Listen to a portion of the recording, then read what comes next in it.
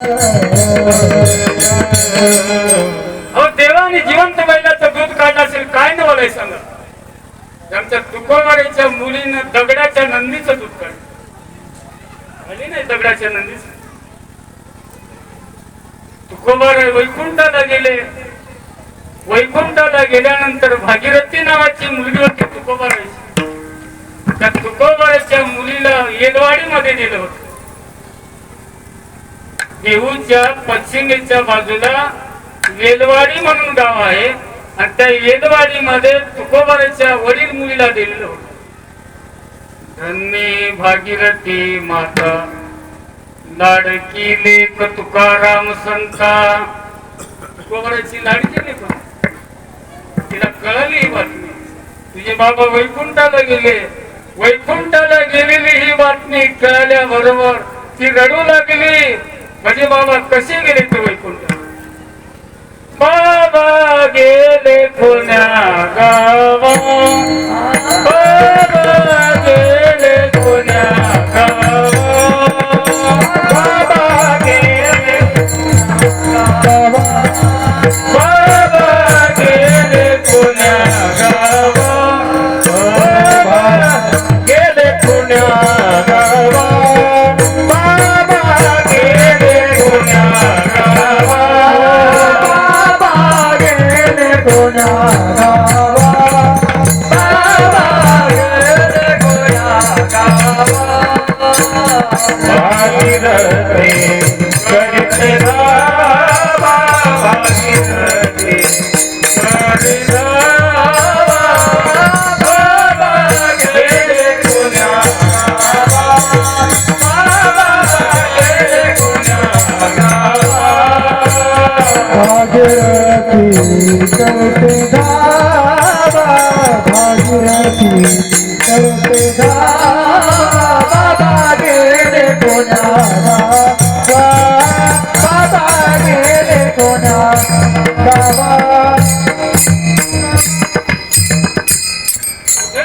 माझी बाबा भागीरथी रडू लागली. सगळ्या घरची मंडळीने सांगितले तिला. सासू सासऱ्याने सांगितले तुझे बाबा गेले वैकुंठाला. ते येऊ शकत नाही. पुष्कळशे गेले वैकुंठाला. ते आले का बाबा? बहुत जणे गेली आली नाही मागोती. आली नाही. वैकुंठाला गेले ते येऊ शकत नाही. जेव पाणी पी. जेवायलाही तयार नाही. पाणी पिण्याकरता तयार नाही. माझ्या जगण्याला काय अर्थ आहे? भागीरथी विचार केली. सगळे घरचे माणसं रात्रीला झोपलेले होते. 12 वाजता रात्री 12ला उठली आणि इंद्रायणीच्या डोहामध्ये जीव देण्याकरता आली. इंद्रायणीच्या कडेवर आलेली आहे. इंद्रायणीमध्ये उडी मारून पाण्यामध्ये जीव देण्याकरता तयार झालेली आहे. भगवान पंढरीला चिंता उत्पन्न झाली. आता हिने या इंद्रायणीच्या डोहामध्ये पडती की मरती की काय करावं लागेल म्हणून त्या पाण्यामध्ये आमचा भगवान पांडुरंग परमात्मा मासा झाला. मासा केवढा मासा झाला? जेवढं पाणी होतं डोहामध्ये तेवढा मोठा मासा झाला. तुझं तारिले भगवंतन जळी इंद्रायणीशी बुडता. तुकोबार आहे त्याचं वर्णन करत.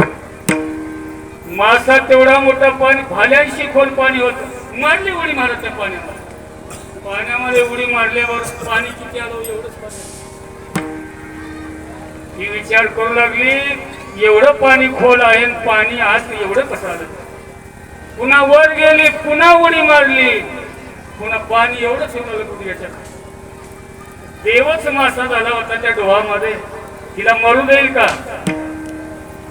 पांडुरंग परमात्मा मासा झाला म्हणून त्या डोहाला माशाचा डोह म्हणतात. माशाचा. आता सुद्धा बघा किती मासे आहेत त्या डोहामध्ये. देऊला जाऊ काय मासे मारत त्या डोहामध्ये. हा तुझं तारिले भगवंत जळी इंद्रायणीशी बुडता. पांडुरंग आता देवच मला काही मरू देऊ शकत नाही. मी मरू शकणार नाही म्हणली. तसंच गेली घराकडे. तिच्या मालकानं म्हणलं लुगडं साडी कशी भिजली.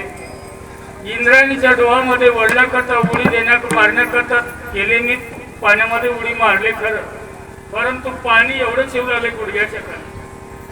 तिला कळालं की पांडुरंगच झाला.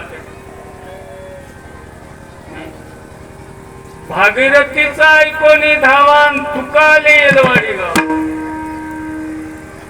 मला स्वतः तुकोबर आहे वैकुंठावून आले स्वतःच्या मुली करता. फाल्गुन मध्ये पंचमीशी तुकाले येलवाडीशी. फाल्गुन महिन्यामध्ये पंचमीच्या दिवशी तुकोबर आहे स्वतःच्या मुलीसाठी वैकुंठावून आले. काय नवलं. घरची मंडळी सगळी शेताकडे गेलेली होती.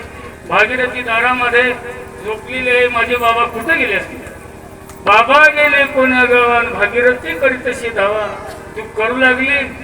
रडत असताना दुःखी होऊन रडू लागले. अन्न नाही ना पाणी नाही विचारलं. तुकोबारा वैकुंठावून आले. भागीरथी मी आलोय म्हटल्यावर खडबडून उडली. गळ्याला मिठी मारली. काय सांगता येईल. कुठून आलात बाबा तुम्ही. वैकुंठावून आलो.